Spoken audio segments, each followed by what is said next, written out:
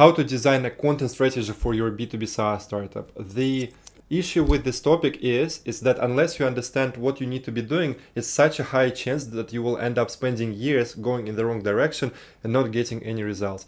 My name is Denis, and I've gone through this path that I just described, which took me years to learn, and I'm gonna share it with you in this video, all the strategies that helped me get tens of meetings from the content marketing and all the inbound leads that we generated from there. So currently we're getting roughly from 2 to 4 meetings a week, just coming from the inbound, all the content we're posting. Aside from that, we're averaging 20 to 25 meetings on a week-to-week basis. Now, for you to understand how to get meetings and product demos for your B2B SaaS startups from your content, you need to understand the 3 A's of content marketing, which stand for authority, authenticity, and awareness. First of all, let me break down awareness type of content. Awareness content is usually based on you helping people solve problems and you educating them on how they can solve their problems. For that, usually these posts would be having the highest reach. For instance, if I run a performance-based accelerator for B2B SaaS startups, my awareness content would be tackling, okay, what are 20 different problems that my ideal customers have and how they can be solved, like getting demos through content, then getting more product demos, increasing close rate, and others. I write posts in different formats about each of those things, and I write this post in multiple ways. This can be listicles, this can be before and after, this can be the other formats. And usually you want 30% of your content to be awareness, 30% authority, and 30% to be authenticity. Now, the way you generate awareness content is that you go to GPT, you put the description of your ideal customer profile, and then you ask what are top 25 problems that this ideal customer faces. And then this way you will have 20 content ideas, because then you can just go and write how to solve these problems. And if you then edit the copy in 2 different times, then from these 20 ideas you would have 60 content posts. And if you're a B2B SaaS startup, most likely you'd need to be using LinkedIn for your LinkedIn content. Then you'd have 60 pieces of content just from this thing that I described, and it would take you 15 to 20 minutes max. I personally use a Google table, Google Sheet to be tracking all of the ideas that I'm posting. Second pillar of content we'll be using, to which we'll invest 30% of our time, is going to be authenticity content. And authenticity content is all about building the connection between people, your audience, and your own brand, your company brand. Many people who are operating in saturated markets, they really miss out on this one, because imagine there are 20 other providers in your market, and all of you, I mean, you have this one feature, they have that one, but practically it's like very similar solutions. Authenticity content allows you to be standing out in saturated niches. For instance, this is the content that you are writing about your story, your values, your beliefs, what you stand against.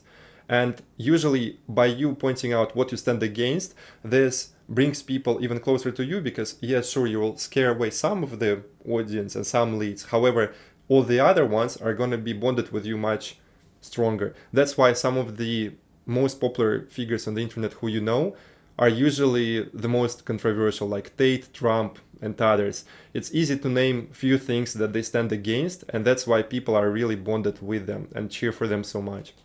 I'm not telling you to be posting the same content as they do, because it's you understand why. However, what you can be doing is, for example, imagine you run a solution for the logistics field, and there is some stupid way of doing logistics in your industry. You want to be throwing rocks at how ineffective it is to do the things the old way, and basically thanks to that you'll be getting people buy into your thing. You want to be talking about your beliefs, your values, and things like this.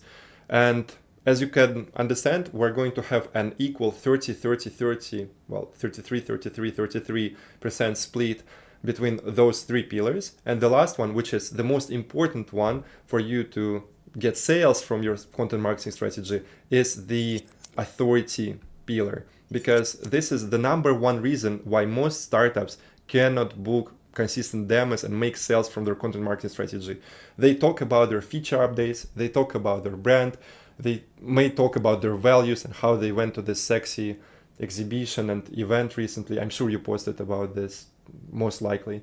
And then they always tell how to solve different problems and do this awareness level content. But the number one thing which I see 9 out of 10 startups miss is actually posting enough authority content which proves that your solution is trustworthy and can deliver on the promised outcome. Authority level content allows you to illustrate your authority in your niche, and you achieve this by you showcasing how the solution that you're running, the startup, delivers on the promised outcome and gets people the dream results that they want to achieve.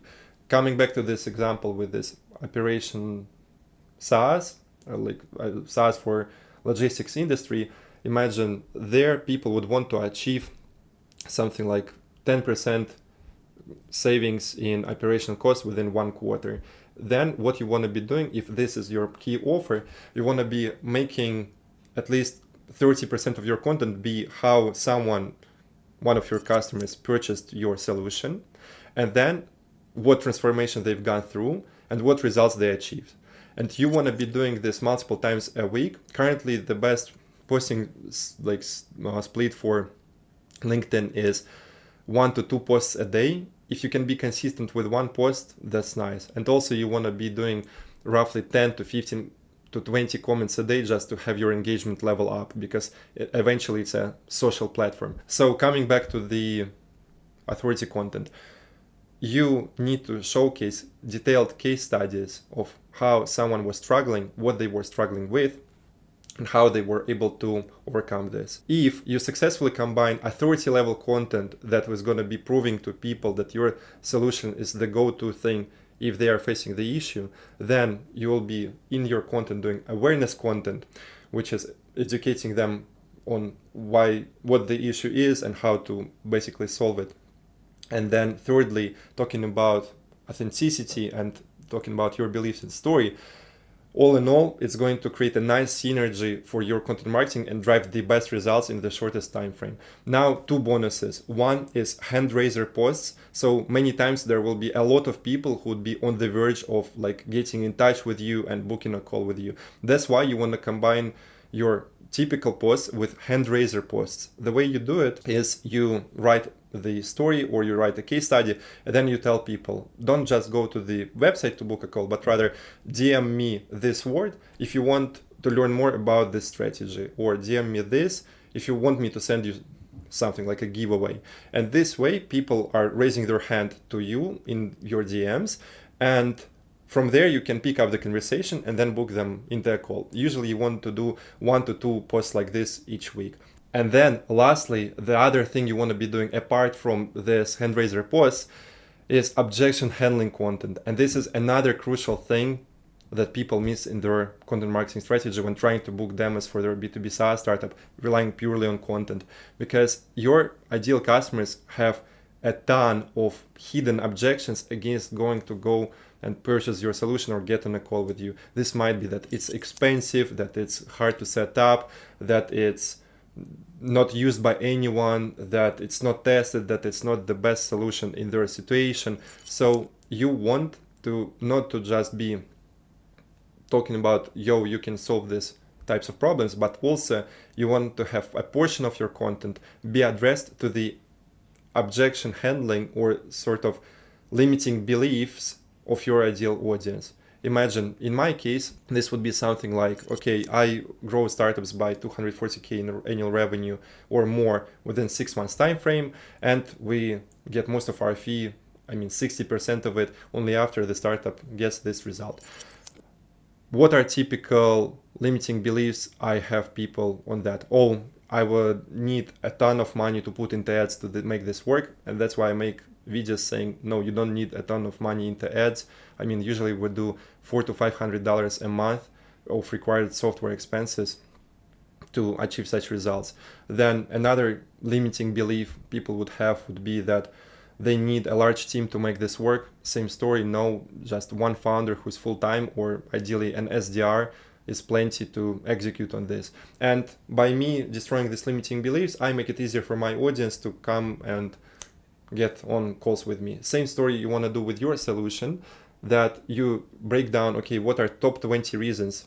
Thanks to ChatGPT, you break down top 20 reasons why people would not get on a call with you to talk about this. And you make content about them. For example, why you don't need to have an whole operations department to install this type of operations solution. And then you combine it with your other posts. After you do all of this and do a correct split of top of the funnel content and bottom of the funnel content, this should bring you to a very nice synergy with your content and get you a ton more meetings. If you want to learn how we're combining this with the outbound strategy, check out my other video, which is called How We're Averaging 88 Applications a Week, relying on these two channels as LinkedIn and cold email. And I appreciate you watching this, and talk soon.